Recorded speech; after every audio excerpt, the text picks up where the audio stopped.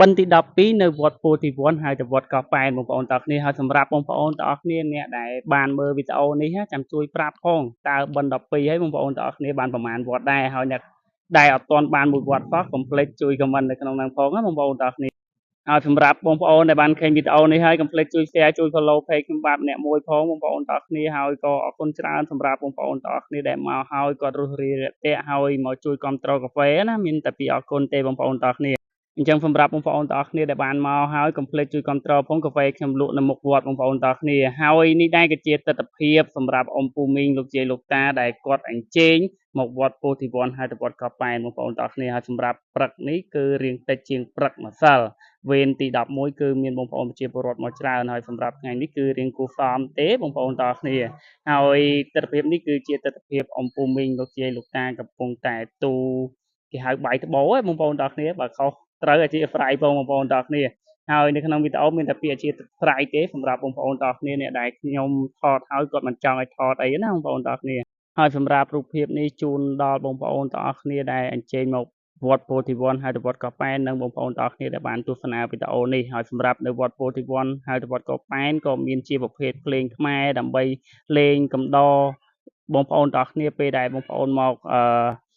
ពូនក្នុងខ្សាច់អីអញ្ចឹងណាបងប្អូនទាំងអស់គ្នាហើយនេះគឺជាទស្សនវិជ្ជាខាងក្នុងហើយសម្រាប់វីដេអូដូចរាល់ដងអញ្ចឹងបងប្អូនទាំងអស់គ្នាគឺការផ្តិតវីដេអូនេះគឺអត់បាទសពជ្រុងជ្រោយអត់បាន100%ទេបងប្អូនទាំងអស់គ្នាសម្រាប់បងប្អូនខ្លះក៏បានថតទៅបងប្អូនខ្លះក៏មិនបានថតវីដេអូត្រង់ខ្លះក៏ច្បាស់ត្រង់ខ្លះមិនច្បាស់អីអញ្ចឹងណាបងប្អូនទាំងអស់គ្នាយើងកង់ពលឺអីអញ្ចឹងទៅបងប្អូនទាំងអស់គ្នាហើយនេះដែរគឺជាទស្សនវិជ្ជាអ៊ំពូមីងលោកយាយលោកតាដែលគាត់អញ្ជើញមកហើយគាត់ធ្វើការរាប់បាតណាបងប្អូនទាំងអស់គ្នាអញ្ចឹងសម្រាប់វីដេអូថ្ងៃនេះគឺរៀងច្រើនពីម្សិលមិញដោយសារតែមានសកម្មភាពជាច្រើនរបស់អ៊ំពូមីងលោកយាយលោកតាដែលគាត់បានមកវត្តពោធិវត្តន៍កោះប៉ែនហើយខ្ញុំលួចផ្តិតតិចដើម្បីបង្ហាញឲ្យបងប្អូនទាំងអស់គ្នាទស្សនាគាត់ថាសកម្មភាពនៅកន្លែងរាប់បាតរៀងច្រើនបន្តិចបងប្អូនទាំងអស់គ្នាដោយសារតែពេលដែលរាប់បាតទៅគឺខ្ញុំមានពេលទំនេរ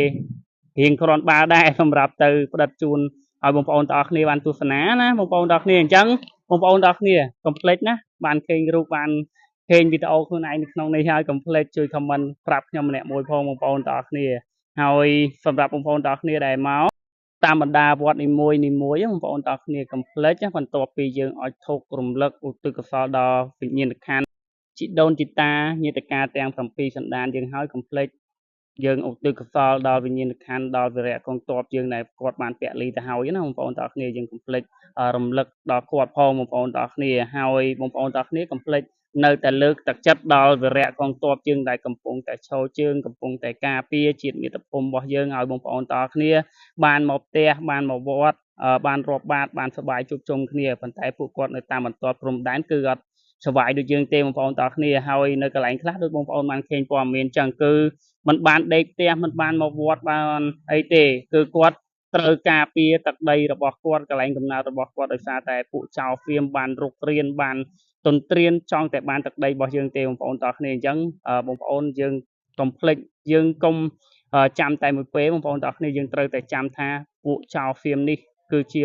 ពួកមួយដែលចង់បានតែទឹកដីយើងទេអញ្ចឹងយើងចូលស្អប់វាឲ្យបានយូរបងប្អូនទាំងអស់គ្នាកុំស្អប់តែមួយប្រាវហើយនៅតែគ្រប់គ្រងនៅទិញផលិតផលវាម្ដងហើយម្ដងទៀតណាបងប្អូនទាំងអស់គ្នាយើងចូលរួមពហិការជប់ប្រើរបស់វាហើយសង្ឃឹមថាយើងនឹងខានប្រើរបស់វាជាយូរយើងមិនថាខានពេលហ្នឹងទេបងប្អូនទាំងអស់គ្នាយើងត្រូវផ្ដាំតកូនតចៅថាពួកចៅហ្វៀមគឺជាពួកមួយដែលដេរឆានបើខ្ញុំសម្រាប់ខ្ញុំគឺពួកចៅហ្វៀមពួកដេរឆានហើយក៏មិនថាឲ្យបងប្អូនស្អប់ពូជសាសន៍ទេតែសម្រាប់ខ្ញុំមួយរៀងស្អប់ហើយបងប្អូនទាំងអស់គ្នាដោយសារតែពួកវាគឺវាអត់យប់យល់វាអត់អីទេគឺវាដឹងតែចង់បានហើយវាធ្វើបាបខ្មែរយើងមែនតើបងប្អូនទាំងអស់គ្នាអញ្ចឹងសម្រាប់ខ្ញុំគឺខ្ញុំស្អប់ខ្លាំងអញ្ចឹងក្នុងឱកាសបុណ្យភ្ជុំបិណ្ឌនេះក៏ជូនពរឲ្យបងប្អូនទាំងអស់គ្នាជួបតែសុខសុវត្ថិភាពទៅណាមកណាជួបតែសេចក្តីសុខហើយរកស៊ីទទួលទានមានបានហើយរាល់ការធ្វើដំណើររបស់បងប្អូនមកគេដ្ឋានប្រកបដោយសុវត្ថិភាពទាំងអស់គ្នាណាបងប្អូនហើយក៏អរគុណច្រើនបងប្អូនទាំងអស់គ្នាសម្រាប់ការតាមដានទស្សនាវីដេអូអញ្ចឹងវីដេអូអត់បញ្ចូលពេញ100%ទេគឺដាក់ពាក់កណ្ដាលហើយមានរូបកាត់ខ្លះឲ្យបងប្អូនបានទស្សនាណាបងប្អូនទាំងអស់គ្នាអញ្ចឹងគោរពជំរាបលាអរគុណច្រើន